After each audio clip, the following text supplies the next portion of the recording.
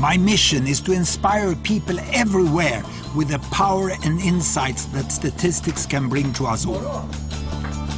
Today, in our age of open government, the possibilities are greater than ever because more and more official data is now accessible to all of us. The city of San Francisco is blazing a trail, opening up its data on practically everything. Even the police department is releasing all its crime reports. Designers Mike Magurski and Eric Rodenbeck have created an interactive map to both analyze and visualize San Francisco's crime data.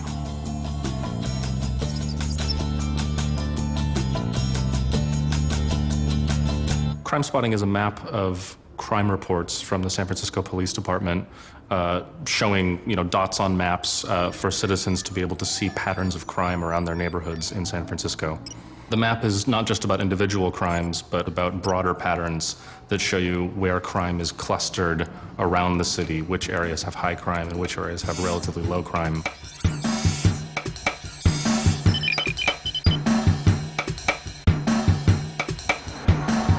We are here at the top of Jones Street on Nob Hill.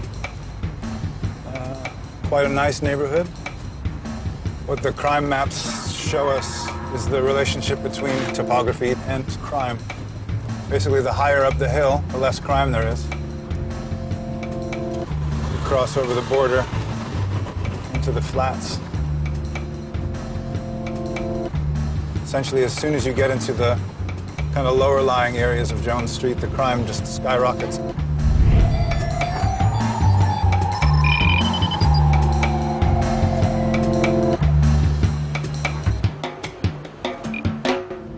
So we're here in the Uptown Tenderloin district.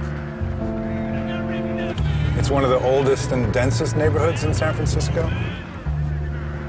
This is where you go to buy drugs, right around here. We see lots of aggravated assaults, lots of auto thefts. Basically, the huge part of the crime that happens in the city happens just right in this 5 or 6 block radius.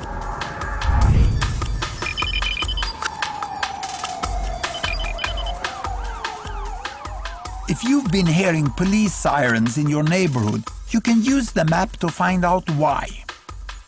If you're out at night in an unfamiliar part of town, you can check the map for streets to avoid. If a neighbor gets burgled, you can see, is it a one-off or has there been a spike in local crime?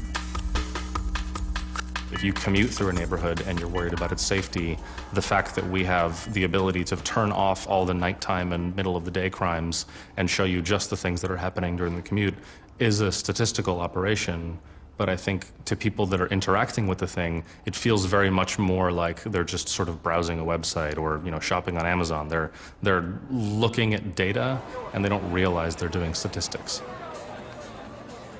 What's most exciting for me is that public statistics is making citizens more powerful and the authorities more accountable.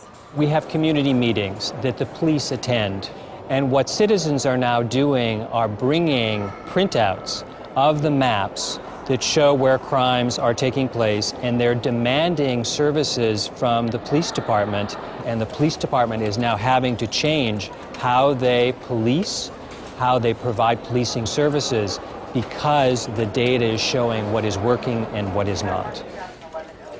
What's happening with the crime data here is a sign of things to come. The relationship between government and citizens will change wherever countries join the free data revolution. I think our dream government data analysis project would really be focused on live information, on stuff that was being reported and pushed out to the world over the internet as it was happening. Trash pickups, traffic accidents, buses, and I think through the kind of stats gathering power of the internet, it's possible to really begin to see the workings of a city displayed as a unified interface.